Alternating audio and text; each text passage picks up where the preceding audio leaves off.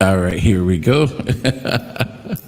All right, so it's a little bit after 12, so you know what that means. It's another great episode of Lunchtime Talk with Steve. Today we have with us Marie Huntley, and she does so much in the community. She's an activist, she's a preacher, she's an author. You name it, this lady done it. She's done it. All right, so we're gonna be back to talk with her in just a quick moment. So for right now, go ahead and share it with your friends, your family, your favorite groups. Let them know that Steve is on and that we have another great conversation going on today. All right. So go ahead and make it happen. I'll be right back with you guys in about 3, 4 minutes. All right, cool.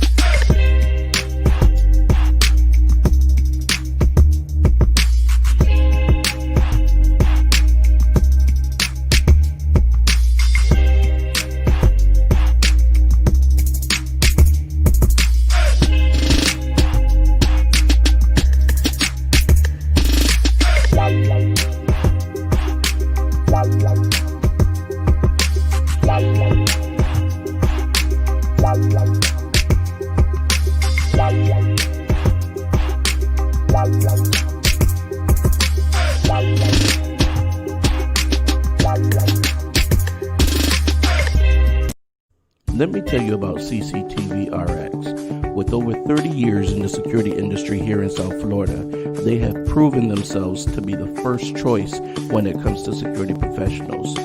So whether you're trying to secure your home or your business, there's no other choice. Give them a call today for a free estimate.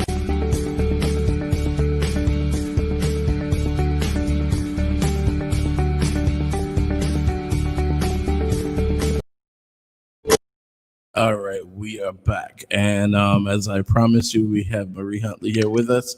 Hey, Marie, how's it going? Hey, Steve, how are you?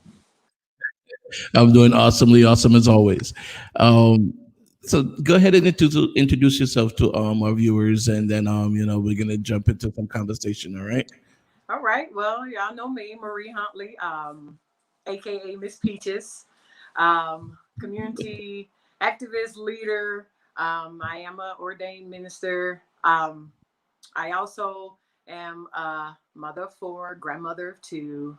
Um, youth is on my side, but I love doing what I do, and I want to take the opportunity in this world to try to create more opportunities for us to continue to move forward into things that are actually affecting us as black folks and black and brown folks, and those things that we can accomplish by working with one another. So I'm all about the collaboration in the movement. All right, that's great. That's what I'm talking about. So let me ask you. Well, let's start with the book that you had. I believe you brought out a book last year, correct? Correct. Nothing less than the truth. Pushback, not held back. Go ahead and tell me a little bit about the inspiration for that book. What inspired you to? Well, how did the idea come into your head first, and what made you decide? Hmm, I could do this. Well, I mean, I used to all people a lot of what a lot of people don't know about me is I am a woman of God. I am a Christian and I follow after Christ um, wholeheartedly. And in doing the work in the community, um, I was led by um, a couple of people that I know who spoke to me in different church services, prophets that said that I need to, write the book. And I kept wondering, write the book. What book am I supposed to write? I'm not writing the book. And one specifically told me about my childhood and about my marriage. And I was Mhm. like, what? So I believe that um, God is always here, omnipotent, always knowing and always seeing. So I started that journey in writing that book. And it took me 2 years to put that book out because it was kind of hard for me to allow people to be into my intimate space, my life. It was Hmm. hard to tell my story because so much in the world, while I was dealing with different issues, I either was rejected, I either was judged, I either was told that I'm not worthy. I either was told that I need to, sit down and try it again. It was just a lot of pushback, and Hmm. I allowed that to um, allowed that to sink in, and started thinking that maybe I'm not um, the person who, I think that I am. Maybe I can't do it, but I was enlightened one night, and we in the wee hours to um, write this book. And that's in those wee hours of praying, I got that topic, nothing less than the truth. Meaning, I'm not going to give you anything less than the truth about me. Hmm. What everybody else has been giving you, I've been humble. I've allowed it to occur. I've allowed it to be said, but you need to hear from Marie about Marie. So I chose that topic, nothing less than the truth. Let me give you Marie, and then push back, not held back, because I was pushed back by opposition, by rejection, by people giving their own judgment of me, but I wasn't held back. Right, there you go. That's what I'm talking about. And that's something that I always tell people. I'm like, if you want to know, ask me. My life is an open book. I mean, if somebody come and tell you something about Steve, ask Steve. Right, I'm going to tell you the truth. I mean, if it's something that you want to know, and somebody else is talking about it, I might as well tell you the truth about it, because it doesn't make sense. People walking around hearing the wrong thing and like, oh my God, I didn't know that. If you don't hear from me, don't believe it. So right, I like that. I like that. And the push back, not held back. I mean, it's like when if you're running a race or something. I mean, the wind is against you, it's pushing you, but it's not holding you back. You get into that finish line and you're getting there first, and that's the thing. right, We as a people have to start to realize that just because we're in a situation doesn't mean that that's where God wants us to be. You right. know, I mean, so it's like, wow, that's what I'm talking about. I like that. That's very inspirational. I definitely like it. It looks like you have a fan here, Stephen Jones. Hey, Is that Steve.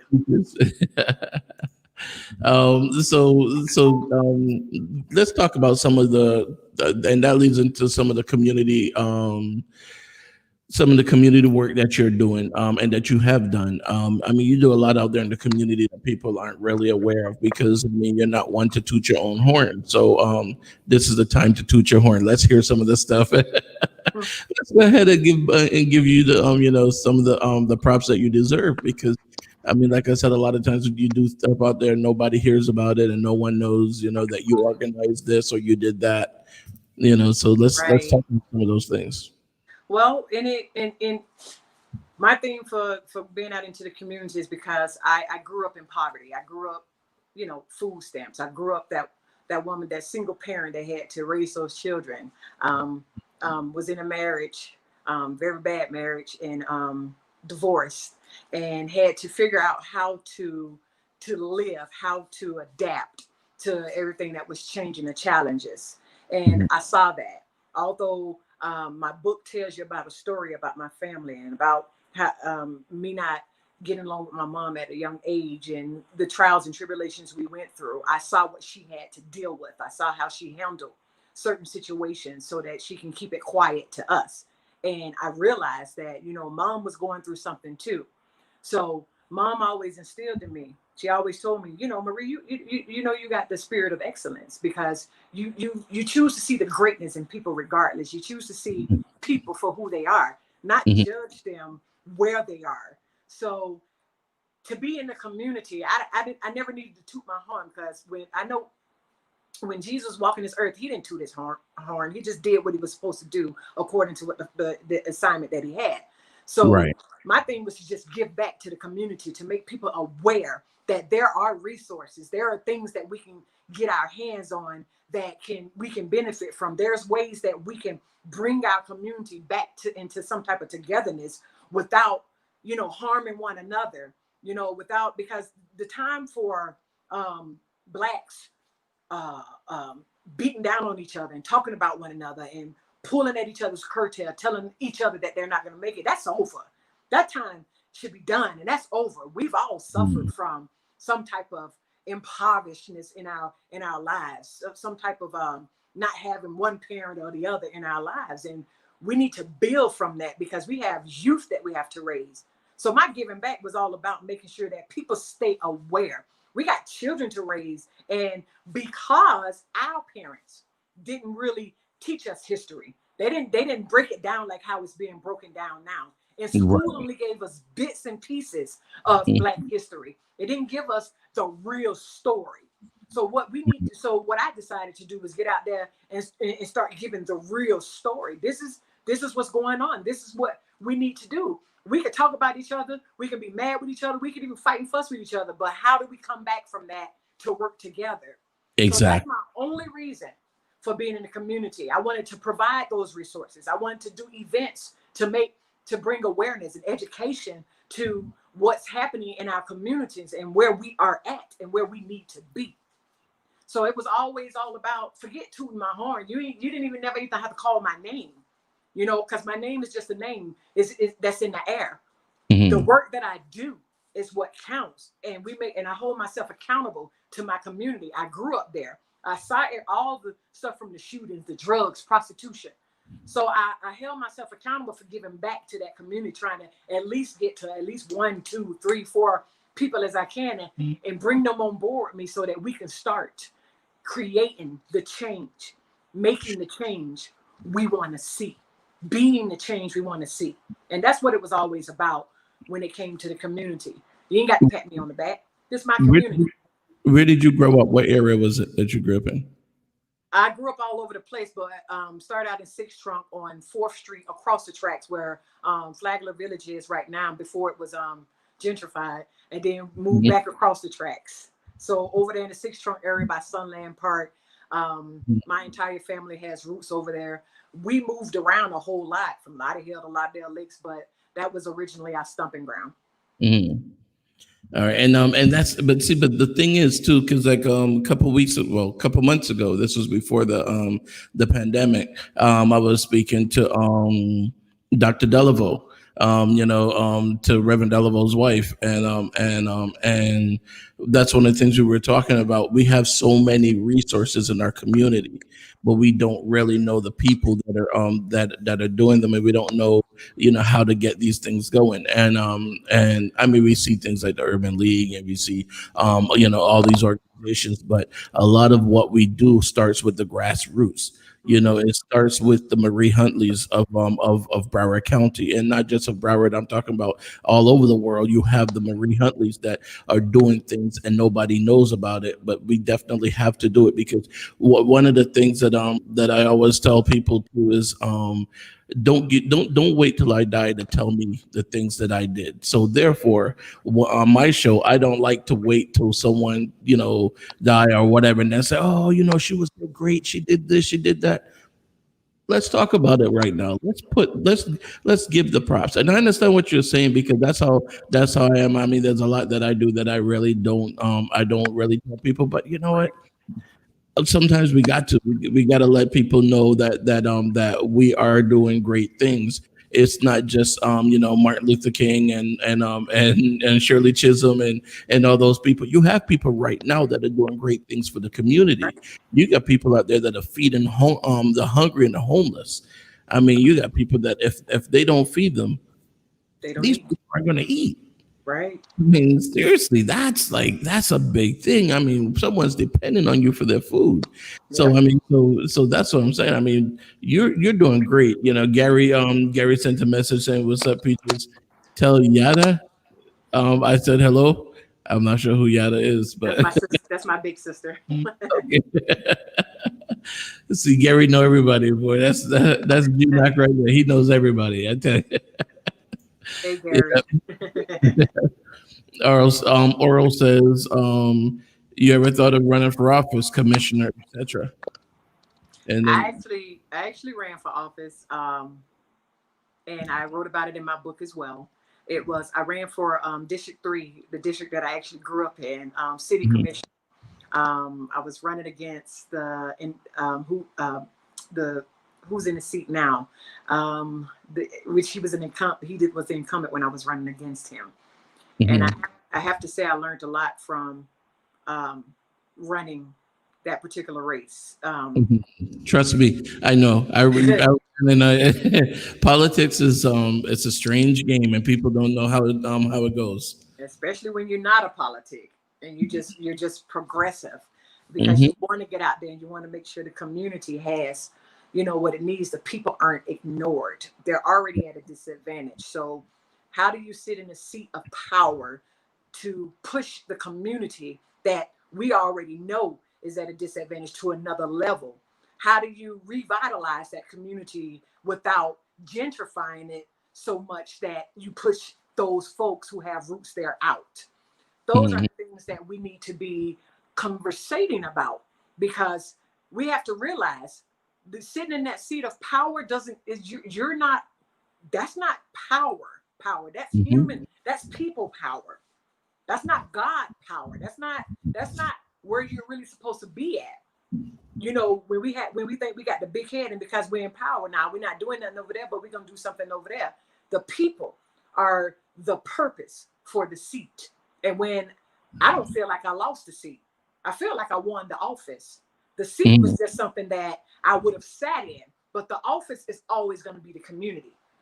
And Always. that's what a lot of people don't realize. When you run a race, it's not that you lost the race. I think you gain a lot in experience and knowledge. You gain so much when you don't win the race. And sometimes I feel like you win more, like you gain more by not winning than you do by winning. Because what a lot of people don't realize is winning a seat actually limits a lot of what you can do That's when right. you're a government employee or whatever. There's a lot that you can't do, but then as a community activist, there's a lot you can. You just mentioned Sistrunk and the gentrification project on Sistrunk. And I mean, right now, people don't realize it. And if you guys haven't been down Sistrunk in a while, drive down there, you're going to see that project. I mean, they are not playing. They're making money on Sistrunk. They're spending money on Sistrunk, but it's not going in our pockets. That's right. You know, Not going, I not going mean, in our pockets at all. you look at all the businesses that like Bass Brothers that got closed. The office building across the street from Bass on the south side of Sistrunk. They just redid that whole area. You know, That used to be the Six Trump Pharmacy. right, exactly. And if people, and the thing that I told people years ago this was going to happen. As soon as I saw Jimmy John's moved in, I'm like, they putting the Jimmy John's in the hood. That's because Jimmy John's already see how this is going, Yeah, and they're getting there first, and now we're starting to see so many other things happening, and I'm telling you, it's Sistrunk is going to become one of those areas, just like in New York or anywhere else like Harlem, where in Harlem, I mean, people didn't want to walk through Harlem. Then all of a sudden they cleaned it up. Bill Clinton moved in, and now same place that was renting for $20 because it was Section 8, now it's going for like $5,000, $6,000. oh You yeah. know, like, Debbie Banner, Officer Banner, how you doing? How's it going? She's a retired police officer from Lauderhill. You know. Do you hear a cracking noise, or is that just a I hear it. All right, hold on just a second. I'm gonna run a quick commercial, and then I'm gonna come back. All right, I'm gonna see if I can restart the audio on this. I'll be Okay. right back with you. Let's see. Baby, won't you take me there? I want some real good food to eat. I want shucking and jiving, shucking and jiving. I want shucking and jiving, shucking and jiving. I want shucking and jiving. Well, I know I got what you want. I know you like that diamond shrimp. My son fish and them geechee grits. My granddaddy make you have a fit. Right on. I try to give you all of my best. I do it straight from the heart. Cook it straight from the soul. Straight from the soul.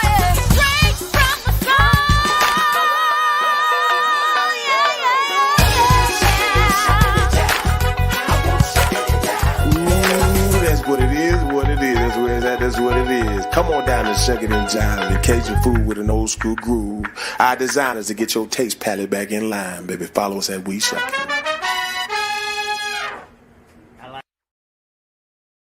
All right, there we are. Now we're back, and the cracking noise is gone. Okay, perfect. Uh-oh. I think it just came back.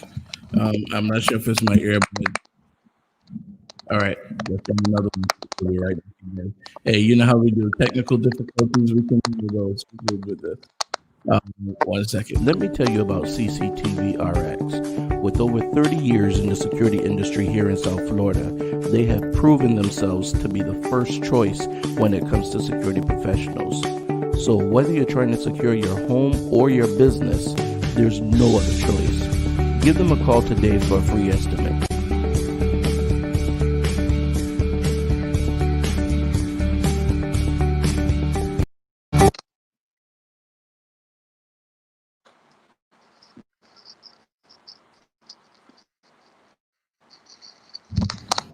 Oh.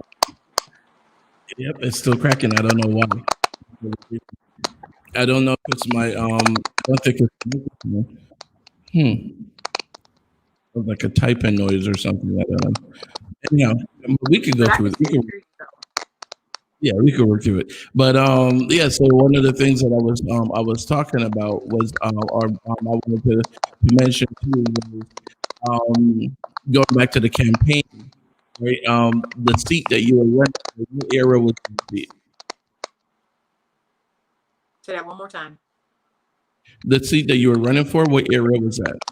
That was in District 3 in Fort Lauderdale, 6 Trunk area. All right. So now the thing is, did you find that you were getting the backing of the community, time for like volunteers and voting and all that stuff? Well, yeah. I mean, a portion. You always get one side of the community, and then there's another side of the community. You have those young folks, and then you have traditional folks. So traditional folks, which are our seniors, and they are our wisdom. And trust me, I don't even call them seniors. I call them wisdom because they're the first ones to teach us the difference between right and wrong. They are grandparents. They are, some of them are our ancestors now. So,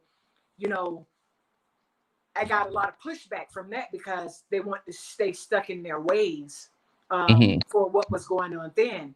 So on that journey, that's why I wrote a poem called Incarcerated Mind, because an incarcerated mind doesn't move forward. An incarcerated mind stays stuck in the past. It's that old saying, if you still doing the same thing you was doing 20 years ago today, then you have an incarcerated mind.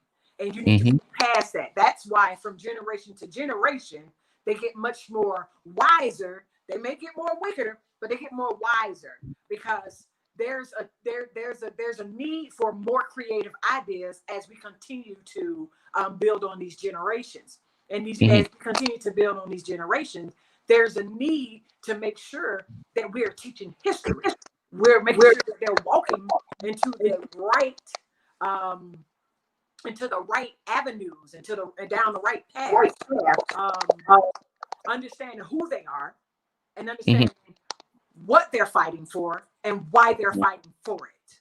So if we keep those values that were stuck back then when our own ancestors, our own parents, like from my past, didn't even tell us about the history, couldn't really help us out with schoolwork because they couldn't read or write, couldn't really point us in the right direction. So they pushed us in school, and teachers in school started teaching us instead of our parents being our first teachers, our first watchmen, and the first gatekeepers of our lives, teaching us which way to go. So when you got those traditional values that continue to stay set in, nothing changes, nothing moves. And I think that's on my side that's doing that. Every time I talk, it's doing that. But hold on, okay, give me just a moment. I'm 1 second, one quick second. Okay. All right, let me see if bringing myself back in. Nope, still doing it. But I wonder sometimes, I mean, not wonder, because we already know that it was designed in such a way that parents wouldn't know what to teach us or the things that they should teach us. So then we had to be, and I hate to say programmed, but pretty much we were programmed by the schools to think a certain way and to act a certain way. There's a reason why we see the things that we see in society today, and that's because we were taught that way in school. You know, we weren't taught the good stuff. We weren't taught finances. We weren't taught, you know, the importance of voting. We weren't taught our history. We weren't taught any of these things. But then when we turn around and say that our kids don't know it, or we don't know it, or you know, it's because we weren't taught. I mean, and what's so crazy about it is, um, it's almost like the system is set up in such a way that it's like, okay, we don't want you to know these things. We're going to say that it's here, but we don't want you to know it. You know what I mean? I mean, I don't know if I'm coming up right with it, but I feel like you know, now it's for us to start to tell the next generation and even the generation, our older generations, and even our peers. We need to start to educate them more about the way things are going, the programs that are out there. Again, let's look at the Sister Corridor. Sister Corridor, they had the meetings about the gentrification process that we're going to go through and the money that was available and all these things that were there.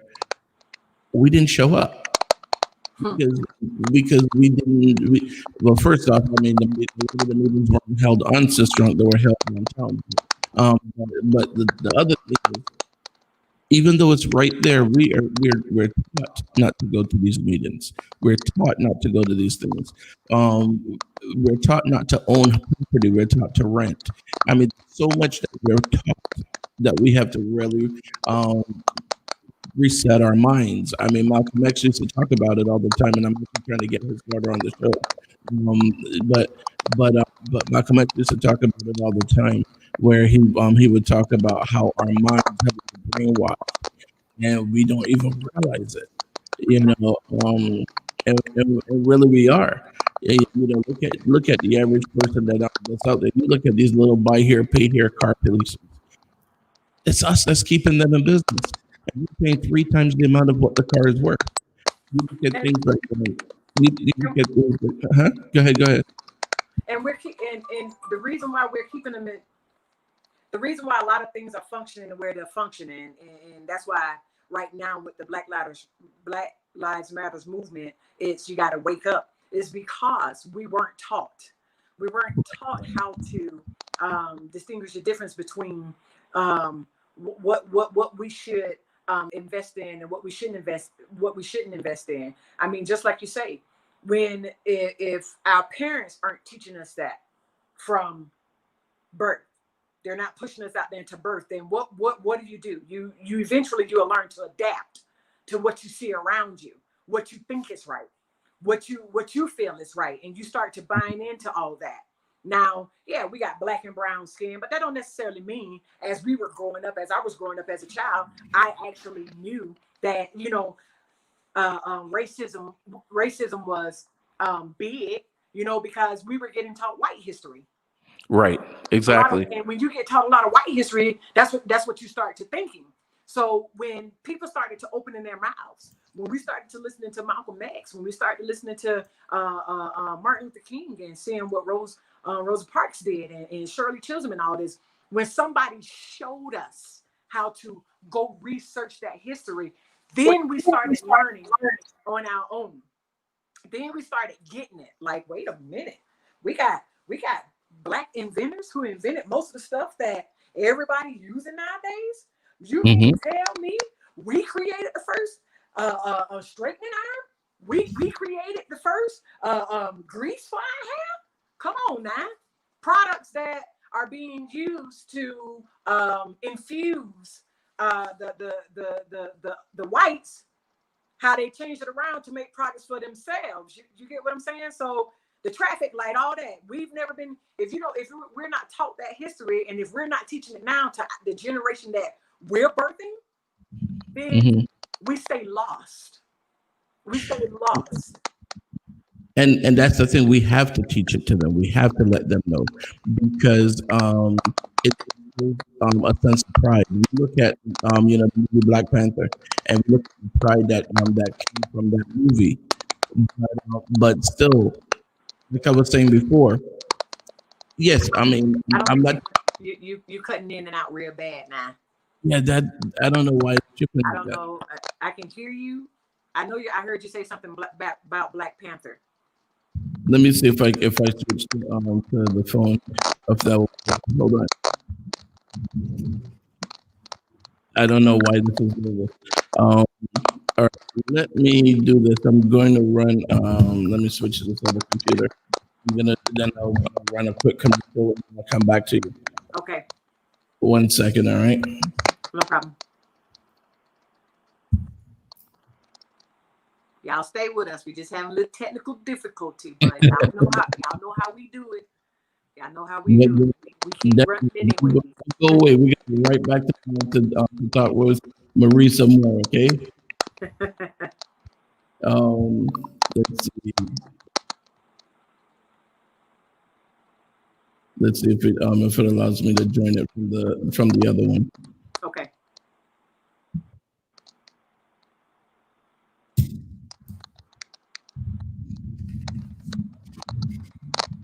All right, we're on the commercial. I'll be right back with you. Let me tell you about CCTV RX. With over 30 years in the security industry here in South Florida, they have proven themselves to be the first choice when it comes to security professionals. So whether you're trying to secure your home or your business, there's no other choice. Give them a call today for a free estimate.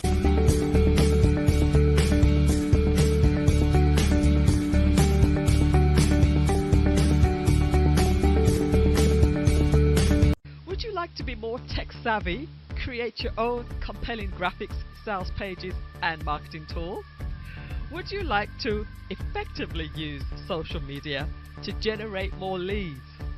If the answer is yes, register for one or all of the 8-module digital marketing series.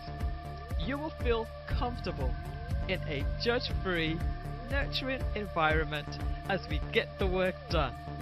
My name is Melissa Jane, and I am your tech trainer.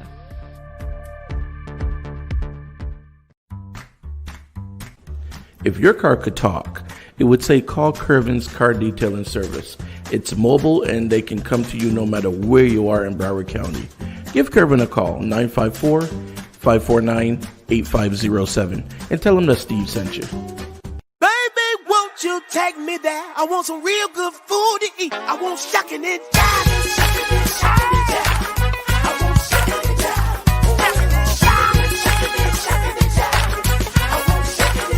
Well, I know I got what you want. I know you like that diamond shrimp. My son, fish, and them geechee grits. My granddaddy make you have a fit. I try to give you all of my best. I do it straight from the heart. Cooking straight from the soul. Straight from the soul. Straight from the soul.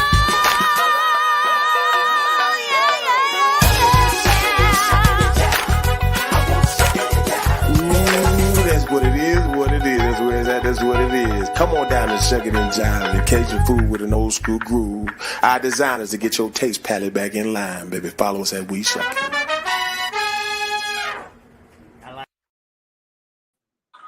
All right, there we go. I think we're still picking up the thing from before. All right, so am I a little bit clearer now? Still a little, but yeah, I can hear you more. Why is the static coming in? It might be the headset. No, because I'm using the Yeti mic, but Oh, okay. But you are clear now. but I am clear. You're saying? Yeah. All right. That's really weird. I don't know why it's doing that. It's all right. We gonna get through this.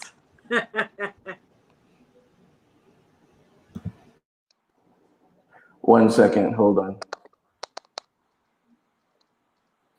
There we go. Can you hear me a little bit better now? Uh-huh. Still with the static though. I don't know why. You'll be all right. Yeah, a little bit good. And I switched to a totally different computer. That's the thing. Now I'm on the Mac before I was on the PC. But yeah. So what we were talking about, and I definitely got to get you to come back again because the static is really crazy. But I enjoy the conversation that we're having. Um, so what we really want to let me see what we were talking. Oh, we were talking about politics. Right. We're talking So about Black Panther. right, exactly. So one of the things that we saw was the pride that it instilled in our kids. But we have to really start talking about the people that are here today, and let them see that it's not just a movie and Right. it's not just history. We want them to see the people that are here today that are making things happen for us today. That's We right. want them to see, our congressmen, our senators, our Alcee Hastings, our Perry Thurstons, Bobby Du Bois, Sharon Jones. We want them to see all these people, Anika Onfroy, all these people that are out there that are doing great things right now. So And we we want them got some of to our young ones coming up too, like Jasmine Rogers, exactly Elijah Manley. I mean, Easton Harrison, right, Easton Harrison. These are yeah, our we, all. we I'm got really a Yeah, we got a lot of them that are really coming up and doing great things. So we want our kids to see these things, and we right. want them to know that they can be that person. They can move up too.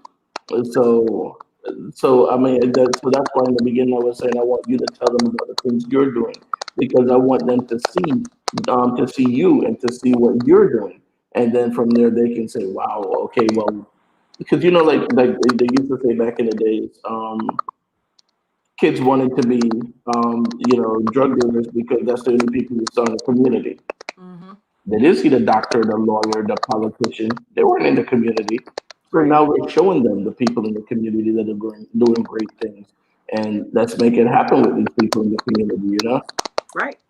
And even those when being a be and it's hard because being a product of your environment Hmm. like kills off the character that's there for you.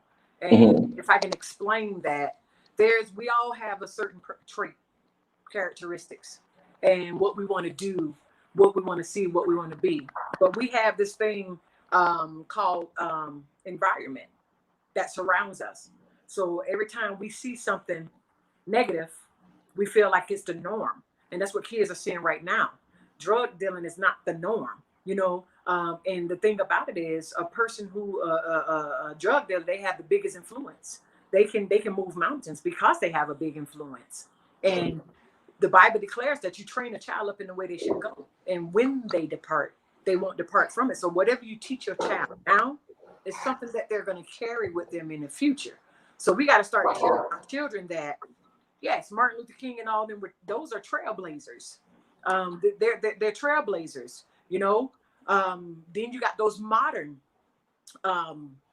heroes, or might I say, grassroots mobilizers, Hmm. such as myself and other folks like um, curator um, um, George. You got people who are doing this right now that we need to be making sure that we announce, like Aaron Hollis of Kids Always First down in Dania Beach. These are people who are putting foot feet to the ground in effort to change the way their community looks for the youth. Mona Lisa Weber, probation station, trying to keep children out the system. You know, these are people who we wouldn't otherwise recognize, but they don't get out there. They don't put themselves out there so they can get the pats on the back. They just know the work needs to be done. And and when it comes to the millennials, when it comes to the youthfulness and being out there in these grassroots mobilizing organizations, they're not worried about you shouting their name. They're trying to get to the bottom of why we're still stuck in the same place? And what can we do to move? The conversation has been had for years. Right now, we just need to go ahead and put something together to solve the issue. And if we all can get on the same page, powerful. But you know what? But the thing too is, I was about to say ran away, but it came back. But the thing too is one of the reasons why we want people to know the names, and one of the reasons why we want to partner is because there are a lot of companies out there that are giving money to organizations that want to make a change, but they don't know you're there.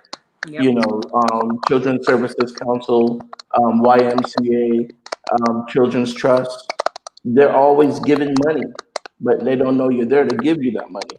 So that's one of the reasons that we really want to start, letting people know what we're doing, because I'm telling you, there's a lot of money out there, and they give to organizations, and I'll be honest, I'll say it, they give to organizations that really don't care and organizations that don't do anything.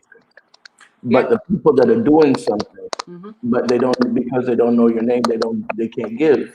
So that's why we got to get out there and let them know our names, because I'm tired of seeing organizations getting $2 million, $1 million, $500,000, and then they don't do anything for our kids. Right. And Children's Services Council was one of my biggest sponsors of my You Matter Youth Rally. And they from day one, they always supported YMCA as well. Right. But one of my things was when it comes to small organizations that such as mine, who was a grassroots organization, like I know the root cause of what's going on.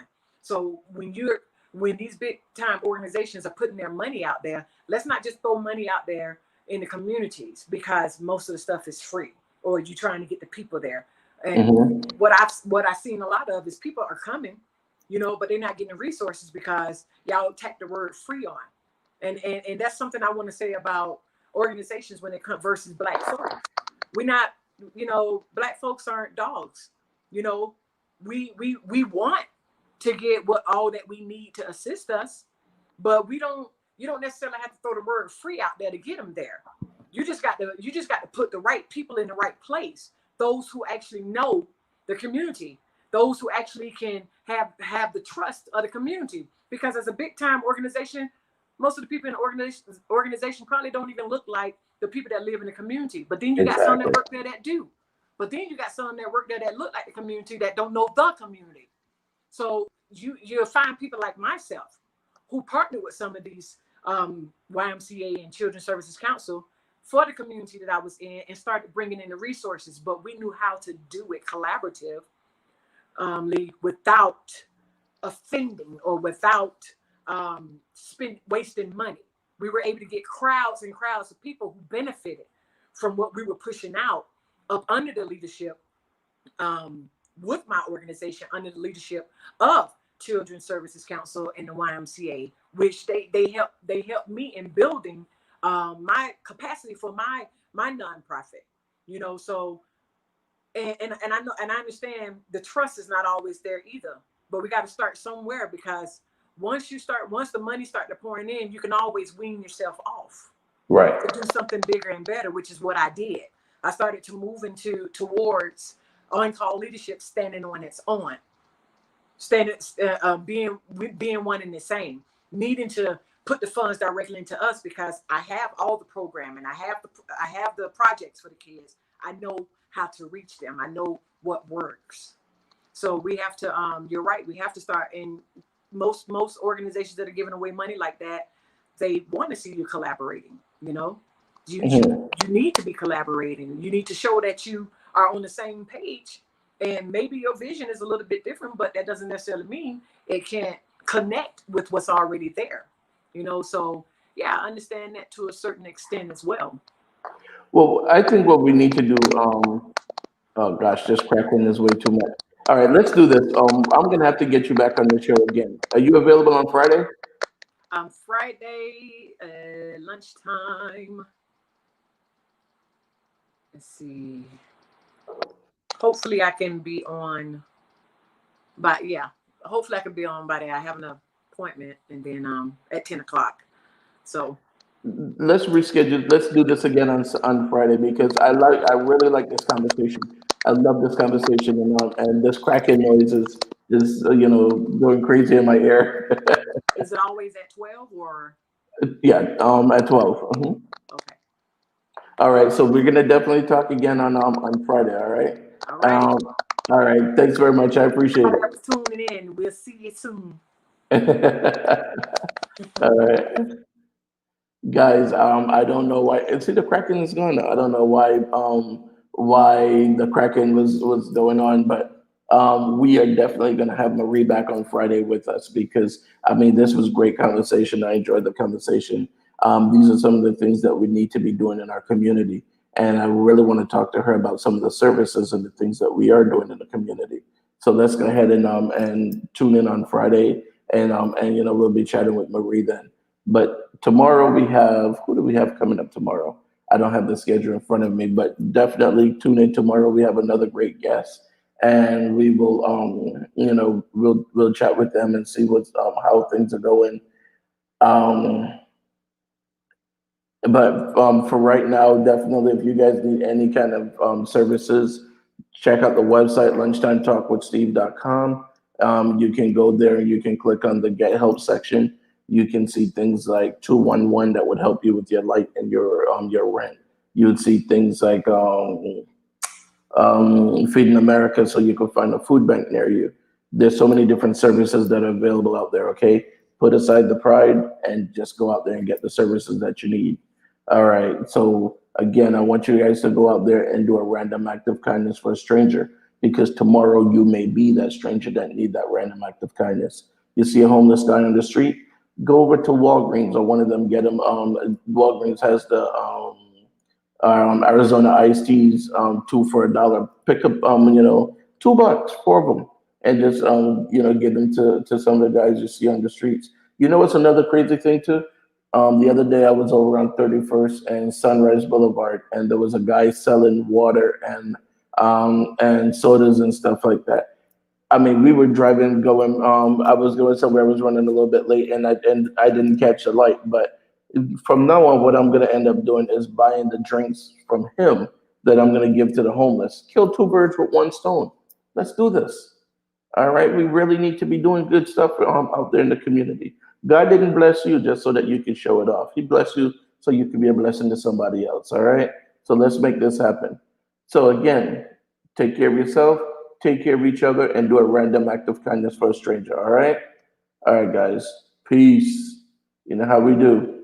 Please visit lunchtimetalkwithsteve.com if you would like to be a guest or advertise on the show.